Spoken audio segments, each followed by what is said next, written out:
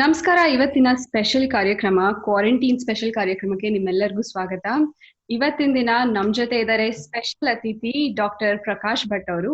ಬನ್ನಿ ಅವ್ರ ಜೊತೆ ಮಾತಾಡೋಣ. ಅವರು ದೇಸಿ ಟ್ರಸ್ಟಿನ ಮೆಂಬರ್ ಅಂಡ್ ಅವ್ರ ಬಗ್ಗೆ ಸ್ಮಾಲ್ ಬಿಸ್ನೆಸಸ್ ಬಗ್ಗೆ ತಿಳ್ಕೊಳ್ಳೋಣ. ಹಾಗೆ ಹೇಗೆ ಈ ಕ್ವಾರಂಟೈನ್ ಟೈಮ್ ನಲ್ಲಿ ಬಿಸ್ನೆಸಸ್ ನ ನಿಭಾಯಿಸ್ತಾ ಇದ್ದಾರೆ, ಹೇಗೆ ಅವರು ಅವರ ಕಾರ್ಮಿಕರಿಗೆ ಸಪೋರ್ಟ್ ನೀಡ್ತಾ ಇದ್ದಾರೆ ಅಂತ ತಿಳ್ಕೊಳ್ಳೋಣ. ನಮಸ್ಕಾರ ಪ್ರಕಾಶ್ ಭಟ್ ಅವ್ರಿಗೆ. ನಮಸ್ಕಾರ. ತುಂಬಾ ಥ್ಯಾಂಕ್ಸ್ ನೀವು ಟೈಮ್ ಮಾಡ್ಕೊಂಡು ನಮ್ ಜೊತೆ ಇವತ್ತು ಡಿಸ್ಕಷನ್ ಬಂದಿದ್ದಕ್ಕೆ. ನಿಮ್ಗೆ ಥ್ಯಾಂಕ್ಸ್ ಹೇಳಬೇಕು. ದೇಸಿಯ ಕುರಿತು ಕಾರ್ಯಕ್ರಮ ಮಾಡ್ಲಿಕ್ಕೆ ನೀವು ಉತ್ಸಾಹದಿಂದ ಬಂದಿದ್ದಕ್ಕೆ ನಮಗೆ ಬಹಳ ಸಂತೋಷ ಆಗಿದೆ. Thank you. ಇವತ್ತು ಈಗ ರೈಟ್ ನಾವು ನೀವು ಎಲ್ಲಿಂದ ಮಾತಾಡ್ತಾ ಇದ್ದೀರಾ, ಹಾಗೆ ಒಂದ್ ಸ್ವಲ್ಪ ನಿಮ್ಮ ಬ್ಯಾಕ್ ಗ್ರೌಂಡ್ ನಮ್ಮ ವೀಕ್ಷಕರಿಗೆ ಇಂಟ್ರೊಡ್ಯೂಸ್ ಮಾಡ್ಕೊಡ್ತೀರಾ? ನಾನು ಡಾಕ್ಟರ್ ಪ್ರಕಾಶ್ ಭಟ್ ಅಂತ. ನಾನು ಕರ್ನಾಟಕದವನು. ಮೂಲತಃ ಕುಮಟಾದ ಹತ್ರ ಒಂದು ಹಳ್ಳಿ, ಉತ್ತರ ಕನ್ನಡ ಜಿಲ್ಲೆಯಲ್ಲಿ.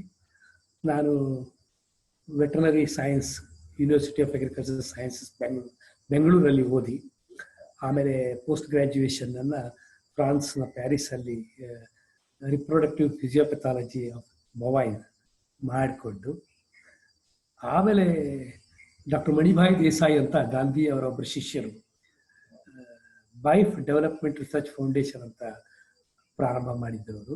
1980 ನಾನು ಅವರನ್ನು ಜಾಯಿನ್ ಆದೆ. ಸುಮಾರು 28 ವರ್ಷ ಅವರ ಆ ಸಂಸ್ಥೆಯಲ್ಲಿ ಅವರು ತೀರಿ ಹೋದರು ಮಧ್ಯದಲ್ಲಿ ಕೆಲಸ ಮಾಡಿ ಗ್ರಾಮೀಣಾಭಿವೃದ್ಧಿಯ ವಿವಿಧ ಕಾರ್ಯಕ್ರಮಗಳನ್ನು ನಾನು ಮಾಡಿದೆ. ಅದರ ಜೊತೆಗೆ 2000 ನಂತರ 2008 ಐ ಥಿಂಕ್ ದೇಸಿಯ ಜೊತೆಗೆ ನಾನು ಅಸೋಸಿಯೇಟ್ ಆದೆ. ನಾನು ದೇಸಿಯಲ್ಲಿ ಅಫಿಷಿಯಲಿ ನಾನು ಏನು ಅಲ್ಲ. I am a sort of mentor for both Charaka and ದೇಸಿ.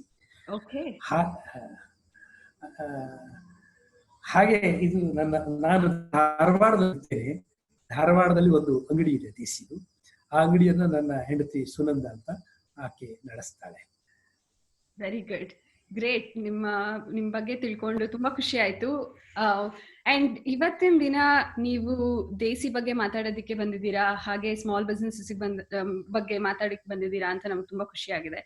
ಒಂದೇನಂತಂದ್ರೆ ಎಲ್ಲರಿಗೂ ಯೋಚನೆ ಆಗಿರೋದು, ಈ ಕ್ವಾರಂಟೈನ್ ಟೈಮ್, ಈ ಕೊರೋನಾ ವೈರಸ್ ವತಿಯಿಂದ ಎಷ್ಟೊಂದ್ ಜನ ಈ ಡೈಲಿ ವೇಜ್ ವರ್ಕರ್ಸ್ ಇರ್ಬೋದು, ಅಥವಾ ಸುಮಾರು ಈ ಲೈಕ್ ಲೋ ಇನ್ಕಮ್ ಫ್ಯಾಮಿಲೀಸ್ ನವ್ರು ಇರ್ಬೋದು, ಇವರೆಲ್ಲ ಈಗ ತುಂಬಾ ಇಂಪ್ಯಾಕ್ಟ್ ನ ಅನುಭವಿಸ್ತಾ ಇದ್ದಾರೆ. ಇವ್ರಿಗೆ ಜಾಸ್ತಿ ಈಗ ನಾವೆಲ್ಲ ಎಷ್ಟೊಂದ್ ಜನ ಈ ಟೆಕ್ ಇಂಡಸ್ಟ್ರಿನಲ್ಲಿ ಕೆಲಸ ಮಾಡೋರೆಲ್ಲ ವರ್ಕ್ ಫ್ರಮ್ ಹೋಮ್ ಅಂತ ಹೇಗೋ ನಿಭಾಯಿಸ್ಕೊಂಡು ಹೋಗ್ತಾ ಇದೀವಿ.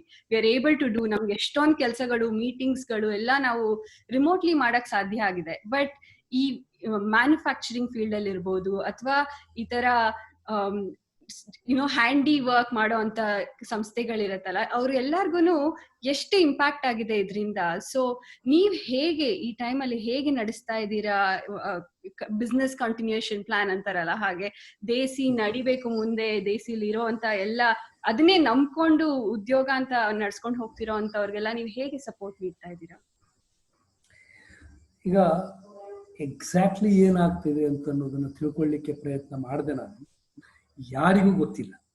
ಡಿಫ್ರೆಂಟ್ ಲೆವೆಲ್ಸ್ ಜನರ ಜೊತೆಗೆ ನಾನು ಚರ್ಚೆ ಮಾಡಿದೆ.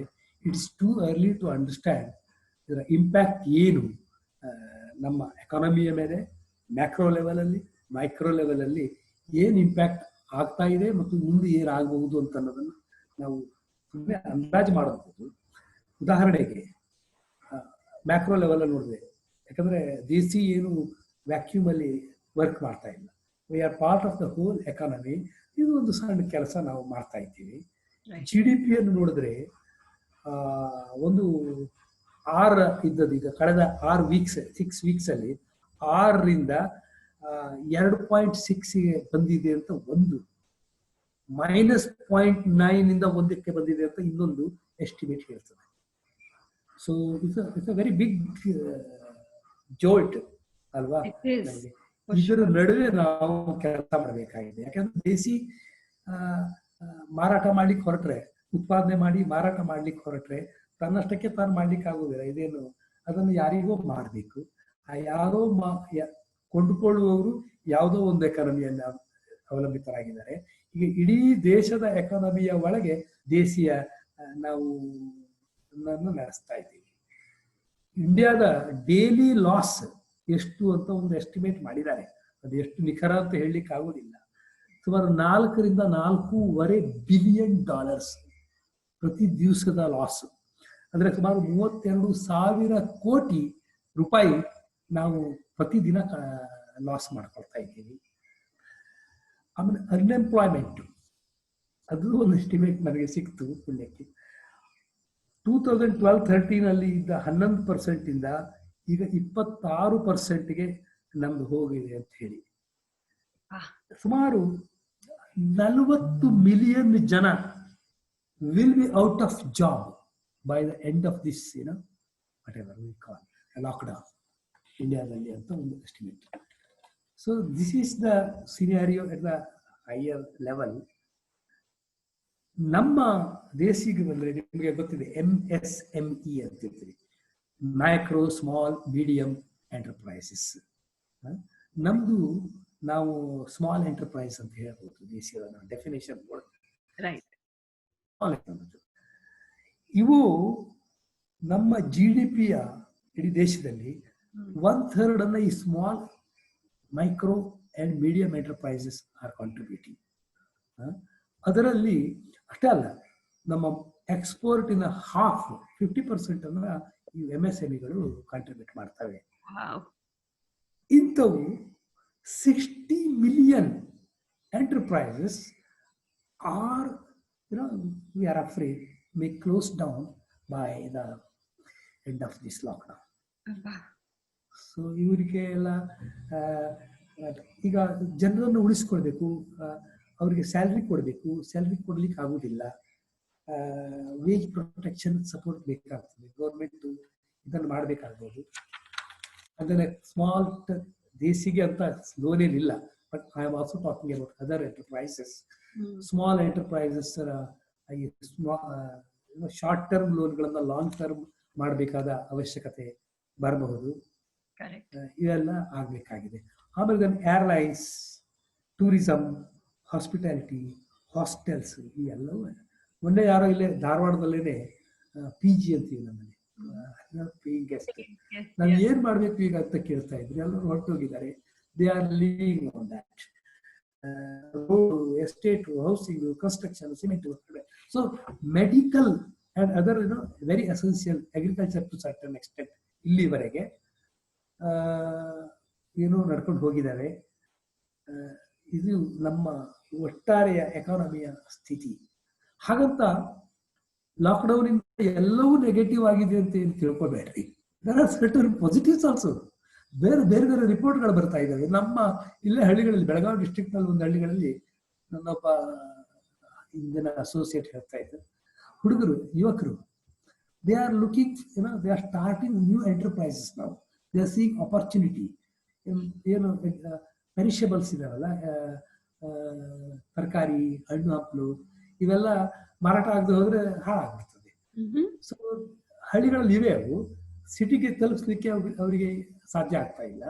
So these boys and girls, mostly boys, are taking this opportunity and trying to organise selling of these products in whichever pockets possible.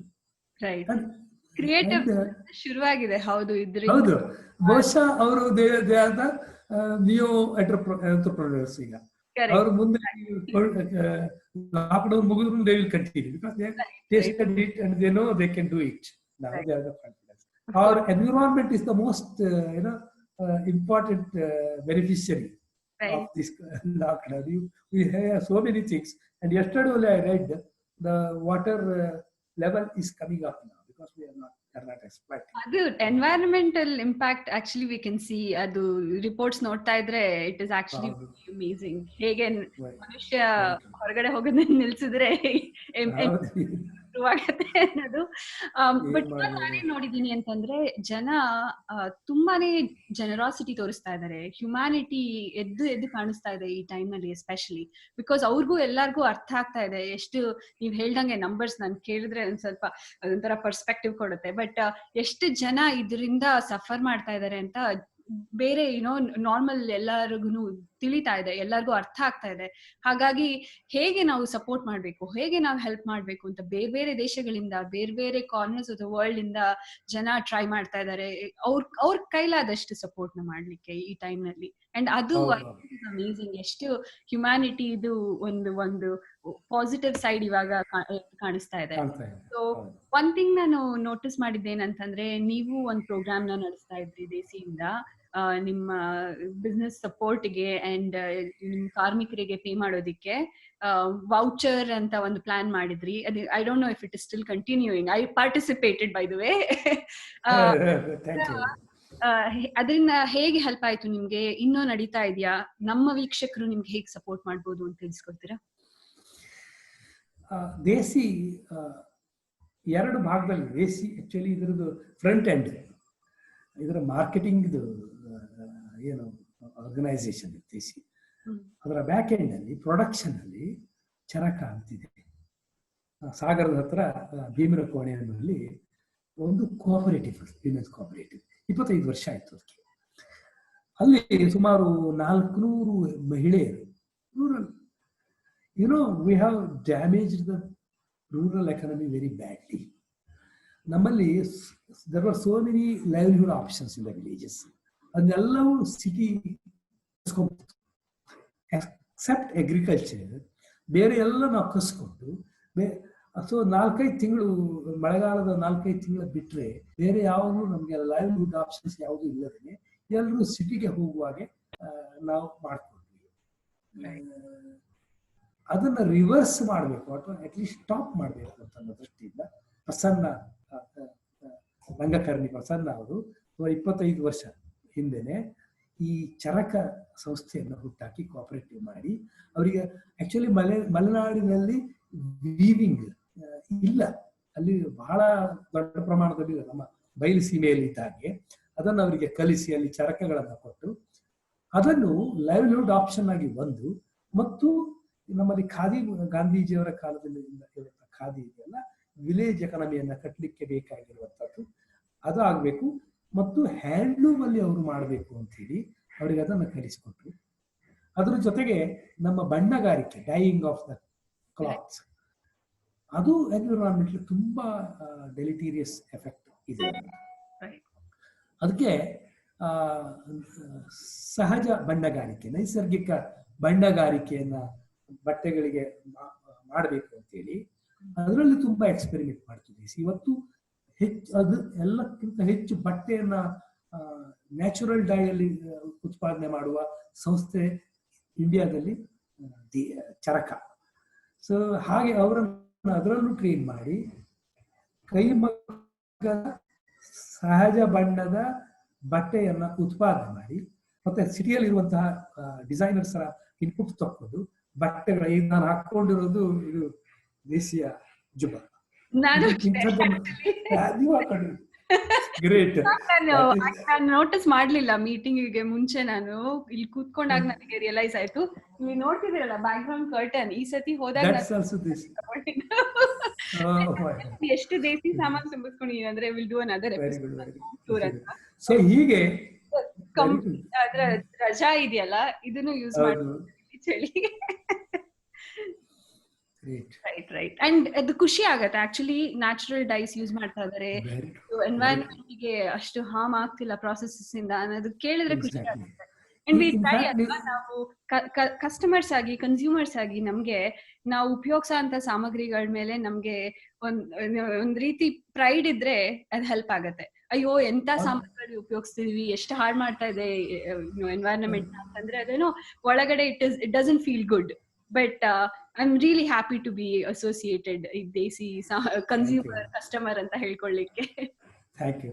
In fact, see, it is ಒಂದು ವಸ್ತುವಿನ ಬೆಲೆಯನ್ನು ನೀವು ನೋಡುವಾಗ ದೇಸಿ ಕೆಲವರು ಇಷ್ಟು ಕಡಿಮೆ ಇದೆಯಲ್ಲ ಇರ್ತಾರೆ, ಕೆಲವರು ಇಷ್ಟೆಲ್ಲ ಇದೆಯಾ ಅಂತಲೂ ಕೇಳ್ತಾರೆ. ಇದಕ್ಕೂ ಒಂದು ವಸ್ತುವಿಗೆ ಅದರ ಪ್ರೈಸ್ ಟ್ಯಾಗ್ ಅಲ್ಲಿ ಇರುವಂತಹ ಬೆಲೆ ಒಂದು, ಅದರ ಎನ್ವಿರಾನ್ಮೆಂಟಲ್ ಕಾಸ್ಟ್ ಇನ್ನೊಂದು. ಪ್ರತಿಯೊಂದನ್ನು ಉತ್ಪಾದನೆ ಮಾಡುವಾಗ there is some, ಅದಕ್ಕೆ ದೇಶದಲ್ಲಿ ನಾವು ಹೇಳ್ತೀವಿ ಸರಿಯಾಗಿ ಚೂಸ್ ಮಾಡ್ರಿ, ಸರಿಯಾಗಿ ಆಯ್ಕೆ ಮಾಡ್ಕೊಳ್ಳಿ, ಬೇಕಾದದಷ್ಟನ್ನೇ ಕೊಂಡ್ಕೊಳ್ರಿ, ಅದನ್ನ ಬಹಳ ದಿವಸ ಉಪಯೋಗಿಸ್ರಿ, ಮತ್ತು ನಿಮ್ಮ ಫ್ರೆಂಡ್ಸ್ ಮತ್ತು ಉಳಿದವರಿಗೆ ಇದನ್ನ ಹೇಳ್ರಿ ಅಂತ ಹೇಳ್ತೀವಿ. ಬಹಳ ಕೊಂಡ್ಕೊಳ್ರಿ, ಕೊಳ್ಳುವಾಕರಾಗಿ ಅಂತ ನಾವು ಹೇಳುವುದಿಲ್ಲ. ಕಾರಣ ಇಷ್ಟೇ, ನಾವು ಆದಷ್ಟು ಕಡಿಮೆ ಮಾಡಬೇಕು ಎನ್ವಿರಾನ್ಮೆಂಟ್ ಮೇಲೆ ನಮ್ಮ ಏನು ಕಾರ್ಬನ್ ಫುಟ್ ಪ್ರಿಂಟ್ ಅನ್ನ ಕಡಿಮೆ ಸಣ್ಣದು ಮಾಡ್ಕೋಬೇಕು ಅಂತೇಳಿ.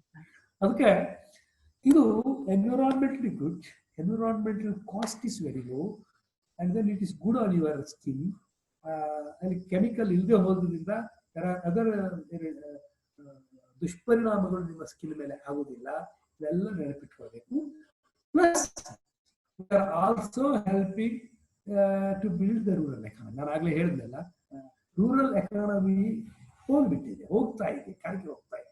US ದಂತಲ್ಲಿ ಅದು ತುಂಬಾ, ನಾನೆಲ್ಲ ಓದಿದೆ, ಡೇವಿಡ್ ಆರ್ ಅಂತ ಅವ್ರು ಹೇಳಿದ್ದು, more than 40% of the Americans want to go back to the villages, but there is no economy left there in the villages, so they are stranded in the cities. It is that it's that trade off. ಏನ್ ಬೇಕು ಅಂತ, ಈ ಒಳ್ಳೆ paying job ಬೇಕಾ, ಎಲ್ಲ facilities ಬೇಕಾ, commercial facilities, ಅಥವಾ ಕಷ್ಟಪಟ್ಟು ಕ್ರಿಯೇಟಿವ್ ಆಗಿ ಇರೋ ಒಂದ್ 2 ಉದ್ಯೋಗದ ಆಪ್ಷನ್ಸ್ ಅಲ್ಲೇ ನೀವು ವಾಪಸ್ ಹೋಗ್ಬೇಕಾ? ಅದು ತುಂಬಾ ಕಷ್ಟ. ಸೊ ಫ್ಯಾಕ್ಟ್ ದಟ್ ಈ ತರ ರೂರಲ್ ಎಕಾನಮಿ ಡೆವಲಪ್ ಆಗ್ತಾ ಇದೆ ನಿಮ್ ಸಂಸ್ಥೆ ಅನ್ನೋದು ಎಕ್ಸಲೆಂಟ್. ಆಕ್ಚುಲಿ ನಾನು ಮಲ್ನಾಡ್ ಹುಡುಗಿ, ಹಾಗಾಗಿ ನಮ್ಮೂರ್ ಕಡೆ ನೀವು ತಂದಿದ್ದೀರಾ ಈ ಅಪ್ರೋಚ್ ನ, ಅಂಡ್ ನಮ್ಮಲ್ಲಿರೋ ಅಂತ ಮಹಿಳೆಯರಿಗೆ ಈ ಒಂದು ಸ್ಕಿಲ್ ಸೆಟ್ ನ ಡೆವಲಪ್ ಮಾಡಿಸಿದೀರಾ. ಇದನ್ನ ಕೇಳಿ ತುಂಬಾ ಖುಷಿ ಆಗತ್ತೆ. ನೆಕ್ಸ್ಟ್ ಸ್ಟೆಪ್ಸ್ ಏನು? ಈಗ ಈ ತರ ಅಲ್ಲಿ ಪ್ರೊಡಕ್ಷನ್ ಆಗತ್ತೆ, ಅಲ್ಲಿಂದ 13 ಶಾಪ್ಸ್ ಅನ್ನ ದೇಸಿ ಅಂತ, ಈ Charaka is a cooperative, Desi is a trust. Desi ಚರಕದ ಪ್ರೊಡ್ಯೂಸ್ ಅನ್ನ ಮಾರ್ಕೆಟ್ ಮಾಡ್ಲಿಕ್ಕೆ ಇರುವಂತ ಒಂದು ಸಂಸ್ಥೆ. ಒಂದ್ ನಿಮಿಷ ಸಾರಿ ಹೇಳಿ. ದೇಸಿ ಅಂತ, this is the marketing setup for Charaka. Charaka cooperative, women's cooperative. Desi is a trust. Desi ಅಂತಂದ್ರೆ ಫುಲ್ ಫಾರ್ಮ್ ಇದೆ, actually it's an acronym. Developing ಗೊತ್ತಿಲ್ಲ ಅಲ್ಲ? ಇಲ್ಲ, ದೇಸಿ ಅನ್ನೋದೇ ಬಹಳ ಮೀನಿಂಗ್ಫುಲ್ ಆದ್ರಿಂದ ಎಲ್ಲರೂ take it like that. But developing ecologically sustainable industries ಅಂತ. ವೆರಿ 13 ಶಾಪ್ಗಳಿದ್ದಾವೆ ಇಡೀ ಕರ್ನಾಟಕದಲ್ಲಿ. ಸುಮಾರು 5 ರಿಂದ 5.5 ಮಿಲಿಯನ್ ವ್ಯಾಪಾರ ಆಗುತ್ತೆ ಪ್ರತಿ ತಿಂಗಳು ದೇಶಿದು. ಬಟ್ ಕಳೆದ ಸುಮಾರು 45 ದಿವಸದಿಂದ ಲಾಕ್ಡೌನ್ ನಿಂದಾಗಿ ಅಂಗಡಿಗಳು ಕ್ಲೋಸ್ ಆಗಿದ್ದಾವೆ. ಗಾಂಧಿಯನ್ ಮಾಡೆಲ್ ಅಲ್ಲಿ ಇರೋದ್ರಿಂದ ನಾವು we have never thought of A corpus, emergency fund. ಅವಾಗ ನಡ್ಕೊಂಡು ಹೋಗ್ತಾ ಇರ್ತದೆ.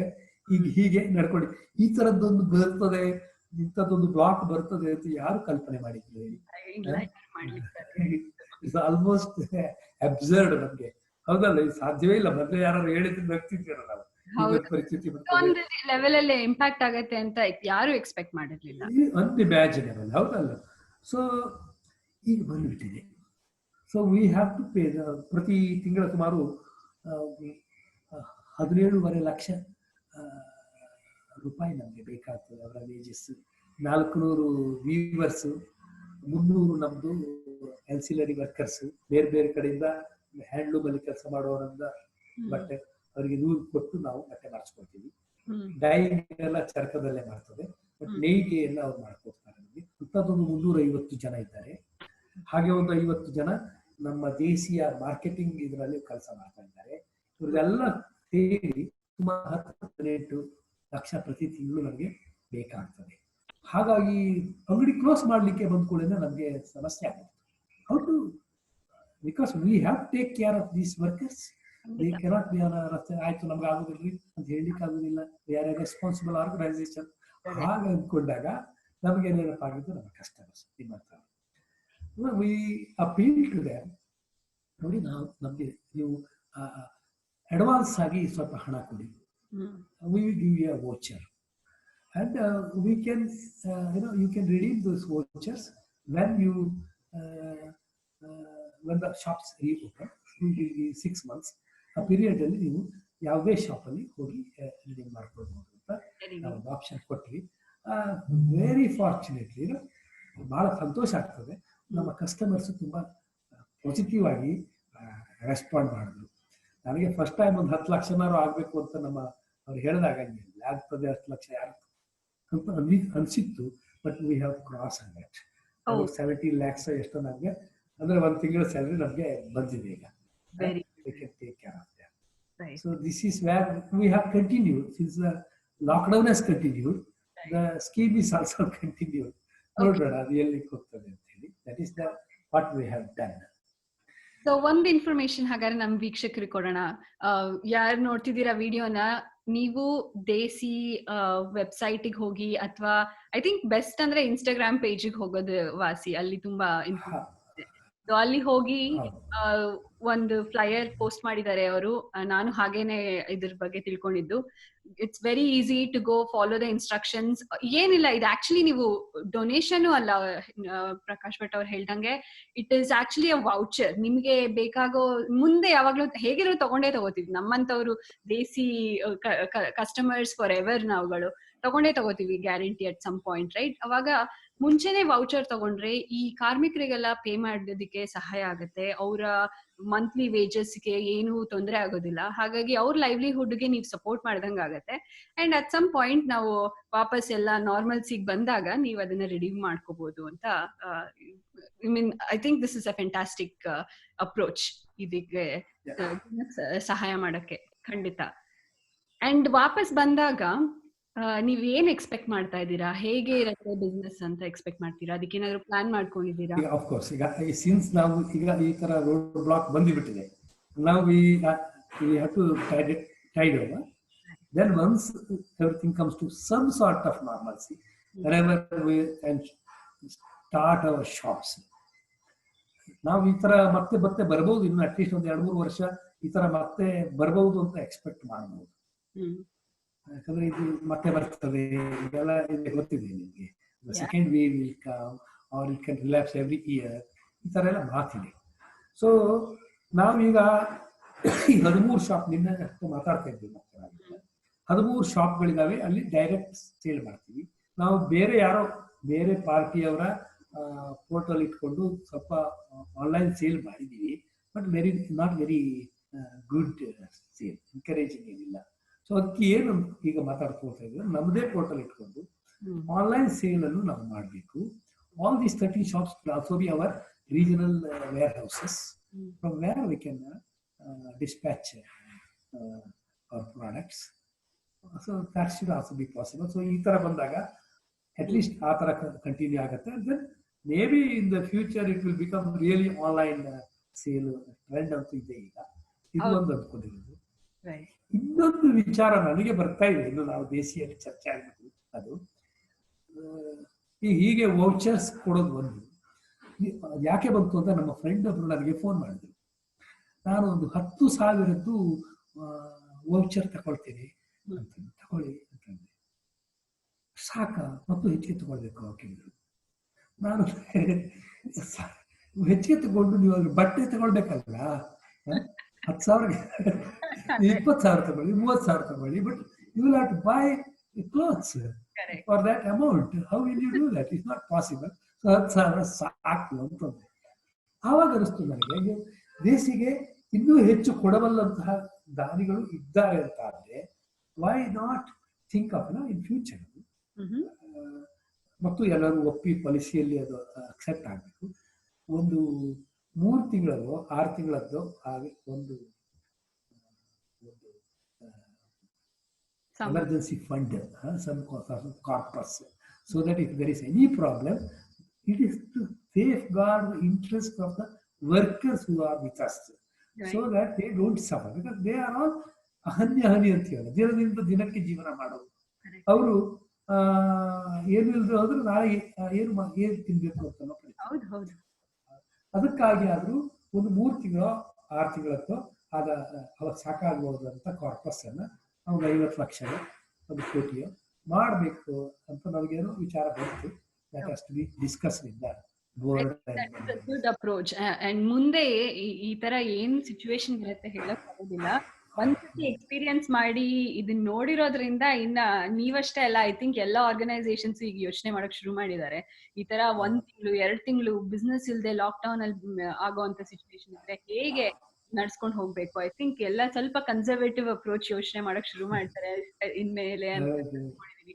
ಅಷ್ಟೇ ಅಲ್ಲ, ನೀವ್ ಹೇಳ್ದಂಗೆ ಕರೆಕ್ಟ್, ಆನ್ಲೈನ್ ಅಪ್ರೋಚ್ ಸಮಥಿಂಗ್ ಈಗ ಫಿಸಿಕಲಿ ಅಲ್ಲೇ ಇದ್ದು ಮಾಡುವಂತ ಕೆಲಸ ಅಲ್ಲದೆ ರಿಮೋಟ್ಲಿ ಮಾಡಕ್ ಸಾಧ್ಯತೆ ಆಗೋಂತ ಒಂದು ಪ್ರೊಡಕ್ಷನ್ ಆಲ್ಸೋ ಯೋಚನೆ ಮಾಡ್ಬೇಕು ಮುಂದೆ.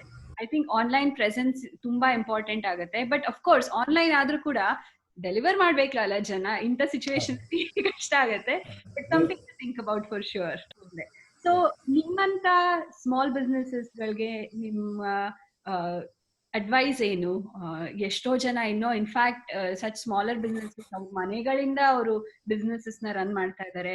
ಕೆಲವರು ಇನ್ನೂ ಆನ್ಲೈನ್ ಶಾಪ್ಸ್ ನ ಇಟ್ಕೊಂಡು ಪಾಪ ಮನೆಯಿಂದ ಪ್ರೊಡ್ಯೂಸ್ ಮಾಡಿ ಸಪೋರ್ಟ್ ಮಾಡ್ತಾ ಇದ್ದಾರೆ ಅವ್ರ ಕಸ್ಟಮರ್ಸ್ಗೆ. ಬಟ್ ಅವ್ರಿಗೆಲ್ಲ ನೀವು ಈ ಸಮಯದಲ್ಲಿ ಏನ್ ಅಡ್ವೈಸ್ ಕೊಡ್ತೀರಾ? ಹೇಗೆ ಎನ್ಕರೇಜ್ಮೆಂಟ್ ಕೊಡ್ತೀರಾ? ಒಂದು ಅಡ್ವೈಸ್ ಅಂತ ದೊಡ್ಡ ಮಾತು, ಒಂದು ಸಜೆಷನ್ ಅಂತ ಹೇಳ. ಒಂದು ಸಜೆಷನ್ ಅಂತಂದ್ರೆ, ಈಗ ನಮಗೆ ನೋಡಿ, ನಮ್ಮ ಕಸ್ಟಮರ್ಸ್ ನಮ್ಮ ಕೈ ಹಿಡಿದ್ರು, ನಮ್ಗೆ ಅನುಕೂಲ ಆದರು, ನಮ್ಗೆ ಸಹಾಯ ಮಾಡಿದ್ರು. That is because Desi has always try to be customer friendly. ಕಸ್ಟಮರ್ಗೆ ಏನು ಬೇಕು ಅಂತ ಅನ್ನೋದನ್ನ, ಮತ್ತು we have not try to sell very vigorous ಆಗಿ ಹಾಗೆ ಸೇಲ್ ಮಾಡಲಿಕ್ಕೆ ಹೋಗಲಿಲ್ಲ. ತಗೊಳ್ಳಿ, ಇದು ತಗೊಳ್ಳಿ, ಇದು ಒಳ್ಳೆಯದು, ಇಷ್ಟನ್ನೇ ಹೇಳ್ತೇವೆ. So customer centred enterprises will somehow ಅದು ಅವರಿಗೆ ಜನ ಸಪೋರ್ಟ್ ಮಾಡ್ತಾರೆ. ನೀವು ಹೇಳಿದ್ರಲ್ಲ, ಇಂಥ ಕಷ್ಟ ಕಾಲದಲ್ಲೆಲ್ಲ ನಾವು ಸಹಾಯ ಮಾಡುವ ಗುಣ ಹೆಚ್ಚು ಮೇಲೆ ಬರುತ್ತದೆ ಅಂತ. Our customers will help us if you take care of customer. There is a very good customer relationship. ಮತ್ತೆ ನಮ್ಮಲ್ಲಿ ಎಲ್ಲ ಕಸ್ಟಮರ್ ಡೇಟಾ ಇತ್ತು. ಸೆವರಲ್ ಥೌಸಂಡ್ಸ್ ಆಫ್ ಕಸ್ಟಮರ್ಸ್ಗೆ ನಾವು ಅಪೀಲ್ ಕಳಿಸ್ಲಿಕ್ಕಾಯ್ತು. Because we had built that customer database. ಅದು ಸಾಧ್ಯ ಆಯಿತು. ಅದನ್ನು ಇಟ್ಕೊಳ್ಳಿ, ರೆಗ್ಯುಲರ್ ಕಾಂಟ್ಯಾಕ್ಟ್ ಅಲ್ಲಿ ಇದೆ ಕಸ್ಟಮರ್ಸ್ ಜೊತೆಗೆ. Because you are one. ನಮ್ಮ ನಮ್ಮ ನಮ್ಮ ಒಂದು ಪ್ರತಿಯೊಂದು ಎಂಟರ್ಪ್ರೈಸಿಗೂ ಒಂದು ಯುನಿಕ್ ಆದಂಥ ಒಂದು ಐಡೆಂಟಿಟಿ ಇರ್ತದಲ್ಲ, ಅದನ್ನು ಪ್ರೊಜೆಕ್ಟ್ ಮಾಡಿ ಅದು ಆ ಥರ ಹುಡುಕ್ತಾ ಇರುವ ಕಸ್ಟಮರ್ಸ್ ಜೊತೆಗೆ ಯಾವಾಗಲೂ ಇರಿ, ಅಂದರೆ ಕಾಂಟ್ಯಾಕ್ಟ್ ಆಗಿರಿ. ದೇಸಿಯ ಒಂದು ಪ್ರಿನ್ಸಿಪಲ್ ಏನಪ್ಪ ಅಂತಂದ್ರೆ, we don't advertise. So there is no advertising cost on whatever you buy. We always say that ನಮ್ಮ ಕಸ್ಟಮರ್ಸೇ ಅವರ ಅಡ್ವರ್ಟೈಸರ್ಸ್ ಆಗಬೇಕು ಅಂತ. ಅವರು ಹೋಗಿ ಹೇಳಬೇಕು, ದೇಸಿಗೆ ಹೋಗಿ ಚೆನ್ನಾಗಿ ಸಿಗ್ತದೆ, ಹೀಗಿದೆ ಅಂತ. ಅವರು not only about the product but the principle behind the product ಅದ್ರ ಬಗ್ಗೆ ಮಾತಾಡಬೇಕು ಅಂತ ಹೇಳೋದು. So that is our USP. ಅದನ್ನು ಹಾಗೇನೆ ಪ್ರತಿಯೊಂದು ಎಂಟರ್ಪ್ರೈಸನ್ನು ಅವರನ್ನು USP ಇಟ್ಕೊಂಡು ಕಸ್ಟಮರ್ಸ್ಗೆ ಅದನ್ನು ಅವೇರ್ನೆಸ್ ಕ್ರಿಯೇಟ್ ಮಾಡಿಕೊಂಡು ದ್ಯಾಟ್ ಶುಡ್ ಬಿ ಕಂಟಿನ್ಯೂ. ಆಮೇಲೆ ಆಫ್ಕೋರ್ಸ್ ಈಗ ನಾವೇ ಕಂಡುಕೊಳ್ಳಲ್ಲ, ಒಂದು ಸ್ವಲ್ಪ ಕಾರ್ಪಸ್ ಏನೋ ಇರಬೇಕಾದ ಸ್ಥಿತಿ ಬಂದಿದೆ. ಈಗ ದಿನದಿಂದ ದಿನಕ್ಕೆ ಎಂಟರ್ಪ್ರೈಸ್ಗಳನ್ನು ನಡ್ಕೊಂಡು ಹೋಗ್ತವೆ ಅಂತಂದ್ರೆ ಆಗೋದಿಲ್ಲ. ಎಂಟರ್ಪ್ರೈಸ್ಗಳ ಜೊತೆಗೆ ಅವನ್ನ ಅವಲಂಬಿಸಿದಂಥ ಕೆಲಸಗಾರರು ಮುಳುಗೋಗ್ಬಿಡ್ತಾರೆ. ಹಾಗಾಗಬಾರ್ದು ಅಂತಂದ್ರೆ enterprises have to be prudent and take care of at least a few months tide over ಆಗುವಷ್ಟು ಇಟ್ಕೊಳ್ಬೇಕು. ನಮಗೆ ರಕ್ಷಣೆ ನೆನಪಾಗುತ್ತೆ. Very good, thank you. Doctor Prakash ಅವರೇ, ನಿಮ್ಮ ಡೈಲಿ ಲೈಫ್ ಹೆಂಗ್ ಎಫೆಕ್ಟ್ ಆಗಿದೆ ಈ ಕ್ವಾರಂಟೈನ್ ಇಂದ? ನಿಮಗೆ ಎವ್ರಿಡೇ ಲೈಫ್ ನಾರ್ಮಲ್ ಆಗಿ ಲೀಡ್ ಮಾಡ್ತಾ ಇದ್ದೀಯಾ? ಒಂದು ಪಾಸಿಟಿವ್ ನಿಮ್ಗೆ ಹೇಳ್ಬಿಡ್ತೀನಿ. ಒಂದು ಕ್ವಾರಂಟೈನ್ ವೆರಿ ವೋಕಲ್ ಆಗಿ ನಾನು ಸಿಂಪಲ್ ಲಿವಿಂಗ್ ಅನ್ನ ಹೇಳ್ತಾ ಇರ್ತೀನಿ. ನಾವು ಸಿಂಪಲ್ ಆಗಿ ಬದುಕಬೇಕು ಅಂತ, ಮತ್ತು ನಾನು ಸಿಂಪಲ್ ಆಗಿ ಬದುಕಲಿಕ್ಕೆ ಪ್ರಯತ್ನ ಮಾಡ್ತಾ ಇರ್ತೀನಿ. ಅದು ಒಂದು. ಆದ್ರೆ ಈ ಲಾಕ್ಡೌನ್ ಆದ್ಮೇಲೆ ನನಗೆ ಗೊತ್ತಾಯ್ತು, ನಾನು ಅಷ್ಟೇನು ಸಿಂಪಲ್ ಆಗಿ ಬದುಕಿಲ್ಲ. ಯಾಕಂದ್ರೆ ನನಗೆ ಈಗ ಏನು ಖರ್ಚೇ ಇಲ್ಲ. ನಾನು ಬಹಳ ವಿಚಾರ, ನಾನು ಗಾಂಧಿಯನ್ ತತ್ವದಿಂದ ಮತ್ತೆ ಇವೆಲ್ಲ ಇರೋದ್ರಿಂದ ಆಸ್ತಿ ಮಾಡಬಾರ್ದು, ಹಣ ಇಟ್ಕೊಳ್ಬಾರ್ದು, ನಾಳೆಗೆ ಅಂತ ಏನು ಇಟ್ಕೊಳ್ಬಾರ್ದು, ಇದೆಲ್ಲ ಇತ್ತು. ಈ ಮನೆ ಒಂದೇ ನನ್ನ ಹತ್ರ ಇರುವಂತ ಆಸ್ತಿ, ಇದು ಬಿಟ್ಟರೆ ಬೇರೆ ಏನಿಲ್ಲ. ಆ, ಇದು ಯಾವುದೋ ಒಂದು ಕಂಡೀಷನ್ ಅಲ್ಲಿ ಮಾಡ್ಕೊಂಡೆ. ಹಾಗಾಗಿ ನನಗೆ ಮುಂದೆ ನಾನು ಕೆಲಸ ಮಾಡೋದು ನಿಲ್ಲಿಸಿದ ಮೇಲೆ ನನ್ನ ಜೀವನ ಹೇಗೆ, ನನ್ನ ಮಕ್ಕಳೇ ನೋಡ್ಕೊಳ್ಬೇಕಲ್ಲಪ್ಪ ಅಂತಿತ್ತು. ಏನೋ ಒಂದು ಸ್ವಲ್ಪ ಬರ್ತದೆ, ಅದ್ರಲ್ಲಿ ನನ್ನ ಜೀವನ ನಡೀಲಿಕ್ಕಿಲ್ಲ ಅಲ್ಲ ಅಂತ ಈಗ ಧೈರ್ಯ ಬಂದಿದೆ ನನಗೆ. ಅದರಲ್ಲಿ ನಾನು ಜೀವನ ಮಾಡ್ತೀನಿ.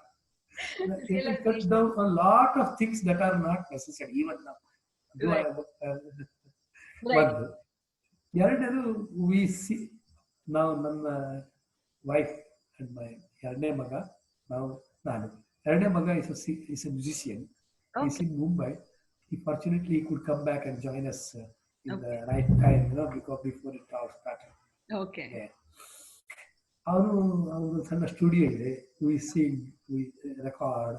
ನಾನೇ ಮೊನ್ನೆನೆ ಮರುಳ ಮುನಿಯನ ಕಗ್ಗದ ಕೆಲವು ಹಾಡುಗಳನ್ನ ರೆಕಾರ್ಡ್ ಮಾಡಿ we release. Oh, very good.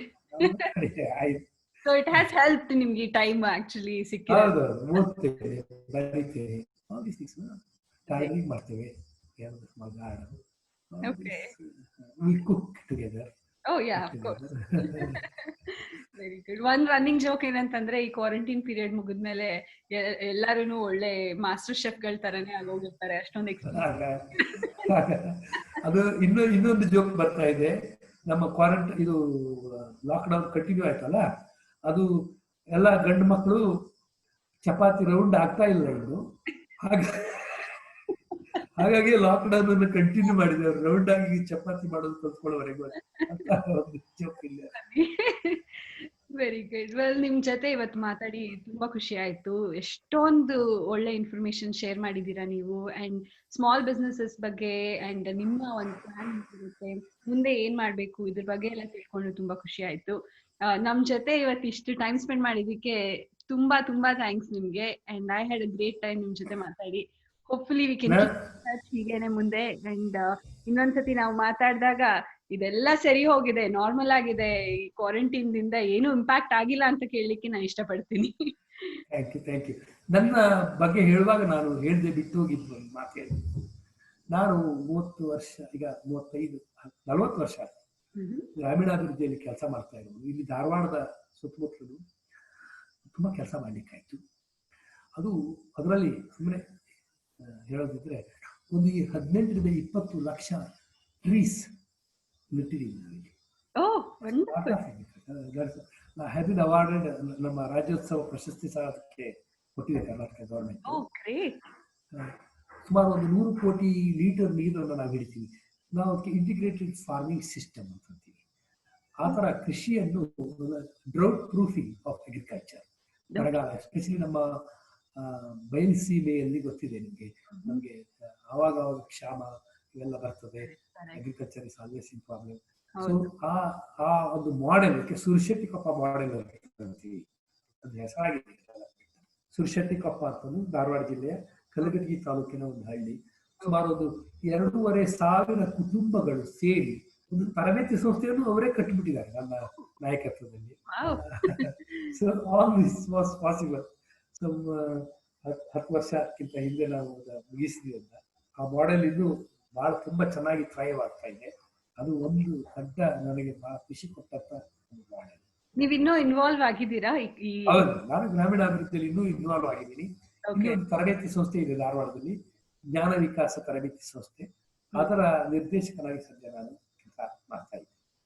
This is very impressive. ನಿಜವಾಗ್ಲೂ ಹೇಳ್ಬೇಕಂತಂದ್ರೆ ನೀವು ಇಂಥ ಐ ಥಿಂಕ್ ಗ್ರಾಮೀಣ ಮತ್ತೆ ವಿಲೇಜ್ ಡೆವಲಪ್ಮೆಂಟ್ ಅಲ್ಲಿ ಇಷ್ಟು ಇನ್ವಾಲ್ವ್ ಆಗಿ ನೀವು ನಮ್ಗೆ ಈ ತರ ಒಂದು ಇನ್ಫಾರ್ಮೇಶನ್ ಶೇರ್ ಮಾಡಿರೋದು ಐ ಥಿಂಕ್ ಫ್ಯಾಂಟಾಸ್ಟಿಕ್. ಎಷ್ಟೊಂದು ಜನಕ್ಕೆ ಇದ್ರ ಬಗ್ಗೆ ಗೊತ್ತಿರಲ್ಲ, ಎಸ್ಪೆಷಲಿ ಸಿಟಿ ಡ್ವೆಲ್ಲರ್ಸ್ ಅಂತಾರಲ್ಲ, ಅವರೆಲ್ಲ ಹಳ್ಳಿಗೆ ಹೋಗೇ ಇರೋದಿಲ್ಲ, ಹಳ್ಳಿಲಿ ಏನ್ ನಡೀತಿದೆ ಅನ್ನೋದೇ ತಿಳ್ಕೊಂಡಿರಲ್ಲ. ಅವ್ರಿಗೆ ಹಳ್ಳಿಲಿ ಯಾವ ರೀತಿ ಡೆವಲಪ್ಮೆಂಟ್ ಮಾಡಕ್ ಸಾಧ್ಯ ಅನ್ನೋದನ್ನ ನೀವು ಇವತ್ತು ತಿಳಿಸ್ಕೊಟ್ಟಿದ್ದೀರಾ. ಅಂಡ್ ಏನೇನ್ ಆಪರ್ಚುನಿಟೀಸ್ ನ ನಾವೇ ಕ್ರಿಯೇಟ್ ಮಾಡ್ಬೋದು ಅಂತ ತಿಳಿಸ್ಕೊಟ್ಟಿದ್ದೀರಾ.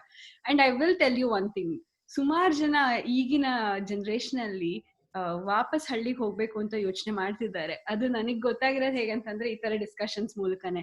ಅಂಡ್ ಅಂತವ್ರಿಗೆ ಈ ತರ ವಿಡಿಯೋಸ್ ನ ನೋಡಿ ಅವ್ರಿಗೆ ಎನ್ಕರೇಜ್ಮೆಂಟ್ ಜಾಸ್ತಿ ಸಿಗತ್ತೆ ಅಂತ ನನಗೆ ನಂಬಿಕೆ ಇದೆ. ಸೊ ಅಗೇನ್ ತುಂಬಾ ಥ್ಯಾಂಕ್ಸ್ ನಮ್ ಜೊತೆ ಟೈಮ್ ಸ್ಪೆಂಡ್ ಮಾಡಿದ್ದಕ್ಕೆ. ಇವತ್ತು ನಿಮ್ ಬಿಸಿ ಸ್ಕೆಡ್ಯೂಲ್ ಅಡ್ಗೆ ಕುಕಿಂಗ್ ಮ್ಯೂಸಿಕ್ ರೆಕಾರ್ಡಿಂಗ್ ಮಧ್ಯದಲ್ಲಿ ನಮ್ ಜೊತೆನೂ ಮಾತಾಡಕ್ಕೆ ನೀವು ಟೈಮ್ ಮಾಡ್ಕೊಂಡಿದ್ದಕ್ಕೆ thank you very much. And hopefully ಎಲ್ಲ ವಾಪಸ್ ಬ್ಯಾಕ್ ಟು ನಾರ್ಮಲ್ ಆದಾಗ, ಕ್ವಾರಂಟೈನ್ ಪೀರಿಯಡ್, ಲಾಕ್ಡೌನ್ ಪೀರಿಯಡ್ ಮುಗಿದ್ಮೇಲೆ